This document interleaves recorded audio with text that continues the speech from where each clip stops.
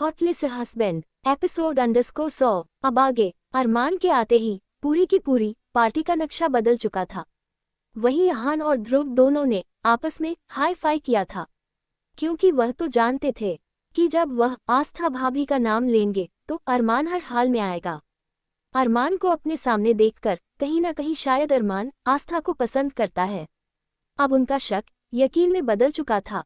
अरमान के वहां आने से 4 चांद लग चुके थे। लड़कियां बहाने से अरमान के पास जाकर खड़े होने लगी थी, लेकिन टाइगर तुरंत अरमान के सामने आकर खड़ा हो जाता था और किसी भी लड़की को उसने अरमान के आसपास भी नहीं फटकने दिया था। इतना ही नहीं, कुछ लड़कियां तो टाइगर को देखकर उस पर बुरी तरह से मरमिटी थी, लेकिन टाइगर की नजरें जैसे ही उस लड़की पर पड़ती, वो लड़की तुरंत वहां से गायब हो जाती, क्योंकि उसकी नजरों में ही इतना ज्यादा खतरनाकपन था, जिसकी वजह से कोई भी अब उनके आसपास नहीं भटक रहा था। वहीं ध्रुव और आहान एक दूसरे के कानों में कानाफूसी करते हुए कहने लगे थे, यार इस टाइगर का कुछ करना पड़ेगा, ये तो भाई के साथ ऐसे चिपका पड़ा है जैसे कि फेविकोल का जोड़ इन दोनों से चिपक गया हो। अब क्या करे ये टाइगर, तो किसी लड़की को भाई के आसपास भी भटकने नहीं दे रहा, तो भाभी आएंगी तब क्या होगा। तब ध्रुव और आहान बोले थे, तू फिक्र मत कर, अभी फिलहाल अरमान भाई आ गए हैं, यही बात बहुत है, चल मैं मिलकर आता हूँ। ऐसा बोलकर जल्दी ही ध्रुव अरमान के सामने खड़ा हो गया था और बोला था, थैंक यू सो मच भाई कि आप मेरी बर्थडे पार्टी में आए। ऐसा बोलकर उसने अरमान को गले से लगा लिया था और अरमान ने केवल उसे एक सपाट लुक दिया था, उसे ज्यादा कुछ नहीं बोला था।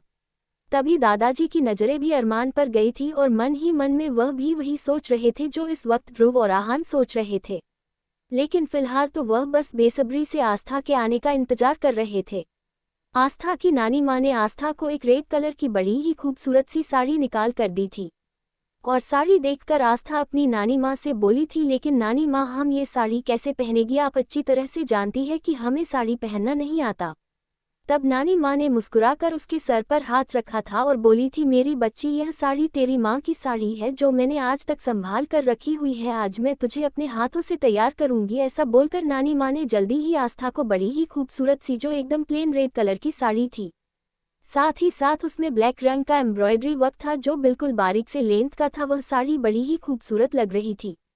लेकिन जैसे ही आस्था ने उस साड़ी को पहना तो अब इस बात का अंदाजा लगाना मुश्किल हो रहा था कि साड़ी ज्यादा खूबसूरत थी या फिर आस्था।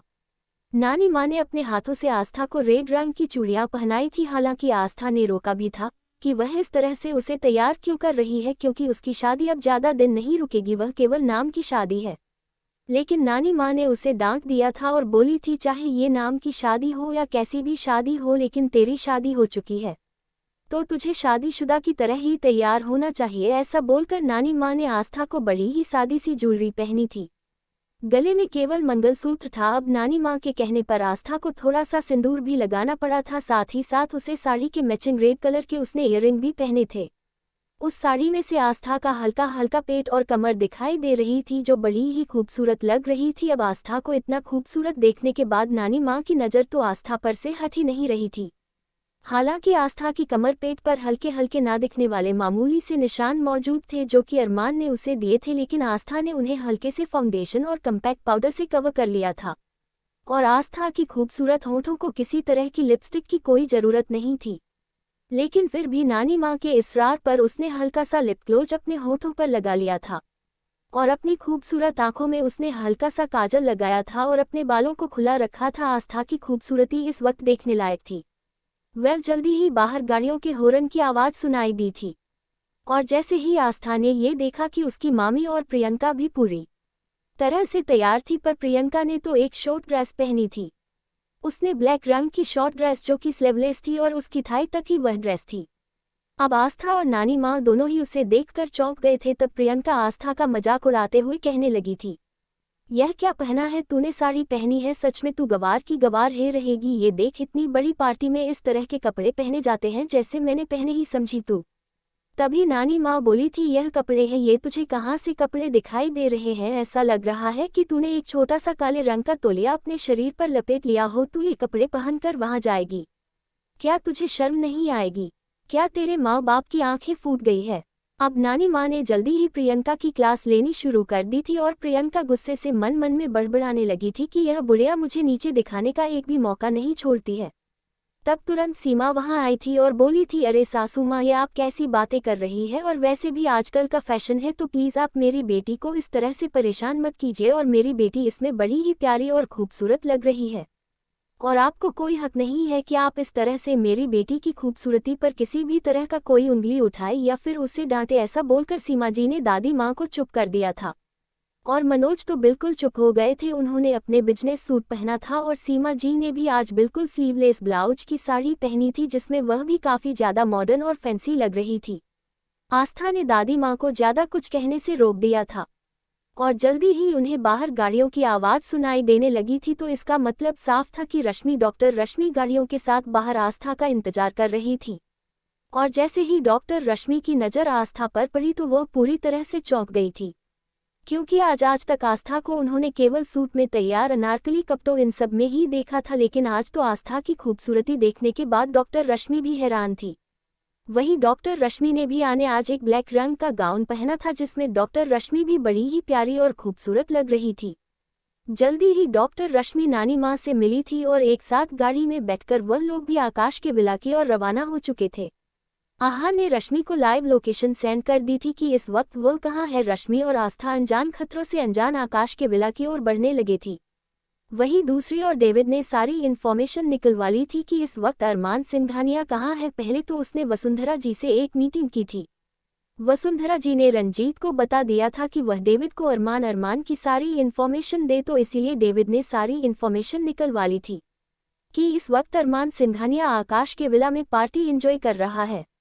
तो इसीलिए डेविड और मारिया ने भी उस पार्टी में जाने का फैसला कर लिया था। मारिया ये तो जानती थी कि डेविड क्या करना चाहता है, इसीलिए वह भी अब डेविड के साथ जाने लगी थी। हालांकि डेविड ने मारिया को रोका भी था कि वह इस तरह से खतरे में उसके साथ न जाए, लेकिन मारिया ने जिद ही पकड़ ली थी कि वह डेविड के साथ जाएगी। जल्दी ही वह लोग आकाश के विला की ओर रवाना हो चुके थे, और उन्होंने वसुंधरा जी साथ साथ रंजीत ने पूरे इंतजाम कर दिए थे कि पार्टी में वह लोग कैसे जाए। उन्होंने आह्वान के कुछ दोस्तों को अगवा कर लिया था और उनसे पार्टी के इनविटेशन कार्ड ले लिए थे, और वह दोनों कार्ड दोनों दोस्तों से लेकर मारिया और डेविड को थमा दिए थे। आह्वान के ग्रुप की सारी लड़कियां तो आ गई थी, केवल उसके एक दो दोस्त नहीं आए थे, तो आह्वान ने उन पर ज्यादा ध्यान भी नहीं दिया था, और उसी का फायदा उठाकर डेविड और मारिया आकाश के विला में जाने लगे थे। वेल अरमान सिंघानिया उस पार्टी में तो पहुंच चुका था, लेकिन वह हर एक मेहमानों को देख चुका था, लेकिन वह जिस चेहरे को देखना चाहता था वह चेहरा उसे अभी तक दिखाई नहीं दिया था, जिसकी वजह से उसका पारा बढ़ता जा रहा था, क्योंकि वह पार्टी में सिर्फ और सिर्फ आस्था के लिए आया था, लेकिन आस्था उसे दूर से दूर तक दिखाई नहीं दी थी। और अब टाइगर की वजह से एक भी लड़की अरमान की तरफ नहीं आ रही थी, क्योंकि टाइगर हर एक लड़की को जो भी अरमान की तरफ बढ़ रही थी उसे वही रोक दिया करता था, और कोल्ड वॉइस में उसे अरमान से यानी अपने किंग से दूर रहने के लिए बोला करता था। वह जल्दी ही डॉक्टर रश्मि ने आह्वान को मैसेज किया था कि वह केवल 5 से 7 मिनट में पहुंचने ही वाले हैं, और ध्रुव आह्वान के प्लान के मुताबिक जैसे ही आस्था ये सब पार्टी में एंटर करेगी उस पर पूरी तरह से स्पॉटलाइट डाली जाएगी, ताकि अरमान अच्छी तरह से आस्था को देख सके, क्योंकि अरमान की आंखों की बेचैनी वह दोनों ही महसूस कर सकते थे। अरमान की बेचैनी को खत्म करने के लिए उन्होंने आस्था पर सीधे सीधे स्पॉटलाइट डालने का प्लान बनाया था, और जल्दी ही 5 से 7 मिनट के अंदर अंदर आकाश के विला के बाहर गाड़ी आ चुकी थी। आकाश का विला बाहर से देखने पर काफी मामूली सा लग रहा था, जिससे प्रियंका और उसकी मां का चेहरा उतर गया था।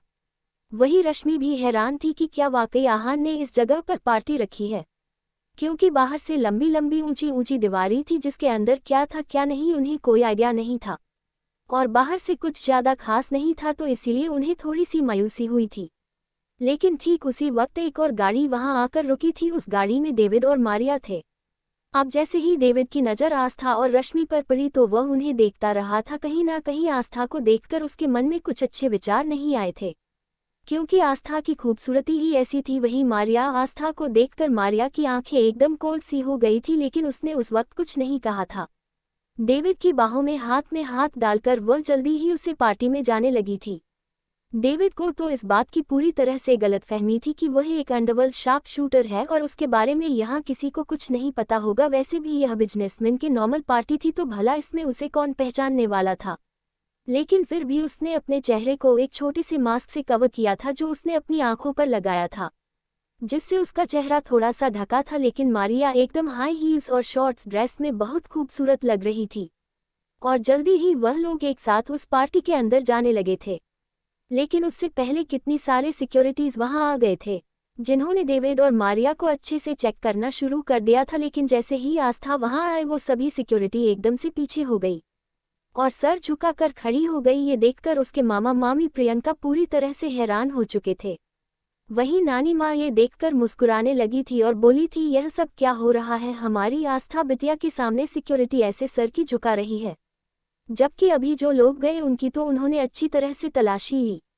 तब रश्मि ने कहा था, अरे नानी माँ, यह इस तरह से मेहमानों को अंदर वेलकम करने का तरीका है, आप प्लीज चलिए। ऐसा बोलकर जल्दी वह लोग विला के अंदर गए थे और जैसे ही वह विला में गए और विला में घुसते ही उनकी मुलाकात सबसे पहले फूलों के गार्डन से हुई। और गार्डन चारों तरफ लगे हुए बड़े ही खूबसूरत से फाउंटेन की पौधों फूलों पर गिर रहे थे। वह बड़े ही प्यारे और खूबसूरत लग रहे थे। एक पल के लिए प्रियंका और उसकी मां के मन में उस जगह को लेकर सवाल आया था। वह ये देखकर पूरी तरह से रफ चक्कर हो चुका था। वहां की खूबसूरती में वह लोग पूरी तरह से खो गए थे। जल्दी ही इससे पहले कि वह लोग अंदर जाते हैं, आहान तुरंत दौड़कर बाहर आया था, क्योंकि डॉक्टर रश्मि ने उन्हें पहले ही मैसेज कर दिया था। आह्वान ने जैसे ही आस्था को देखा तो देखता रहता और बोला, वाओ वह भाभी, यू लुकिंग सो गॉर्जियस। ऐसा कहकर उसने आस्था की तारीफ की थी और रश्मि को बोला था, रश्मि दीदी आप तो कहर ढा रही है। ऐसा कहकर आहान मुस्कुरा दिया था। जल्दी ही आहान ने नानी माँ को साइड हक किया था और बोला था, सब एक तरफ लेकिन आपकी खूबसूरती एक तरफ। ऐसा कहकर आहान मुस्कुराने लगा था और दादी माँ ने हल्का सा उसके गाल पर चपत लगा दी थी और बोली थी, बदमाश कितना तंग करेगा। ऐसा बोलकर दादी माँ ने आहान के माथे को चूम लिया था। उन दोनों को देखकर ही लग ही नहीं रहा था कि उन दोनों की यह सेकंड मुलाकात है। वह दोनों काफी ज्यादा घुल मिल गए थे। जल्दी ही आहान आस्था से बोला था, भाभी आप आइए प्लीज, मेरे साथ आइए। ऐसा बोलकर वह आस्था को आगे आगे लेकर जाने लगा था। वही प्रियंका और उसकी मां को आस्था का इतना ज्यादा इम्पोर्टेंट देना कुछ खास पसंद नहीं आया था। लेकिन फिलहाल वे आस्था के थरू हुई उस पार्टी में आए थे तो वह ज्यादा कुछ भी नहीं कह सकती थी। वह केवल शांति से ये सब कुछ होते हुए देख रही थी। वही दूसरी और अरमान, जिसे पार्टी में आए 25 मिनट से ज्यादा हो चुके थे, उसके लिए वहां रुके रहना मुश्किल हो चुका था, क्योंकि इतना ज्यादा इंतजार वह कहीं भी नहीं और किसी के लिए भी नहीं कर सकता था। इसीलिए अरमान ने टाइगर की ओर देखा था और बोला, चलो यहाँ से टाइम वेस्ट हो गया यहाँ आकर। ऐसा बोलकर अरमान एक नज़र सबकी ओर देखता हुआ जल्द ही एग्जिट गेट की ओर तरफ जाने लगा था। लेकिन ठीक उसी वक्त पूरे के पूरे हॉल की लाइट्स अचानक से बंद कर दी गई थी और अरमान जिस जगह से जा रहा था उस जगह वह रुक गया था और जल्दी एक स्पॉटलाइट एक बड़ी ही खूबसूरत सी परी पर पड़ी थी। आस्था एकदम लाल परी लग रही थी जो कि बड़ी ही खूबसूरत थी। आस्था का पूरा बदन उस स्पॉटलाइट में और भी ज्यादा चमक रहा था और बेहद बेहद खूबसूरत लग रहा था। आगे की स्टोरी के लिए कमेंट कीजिए।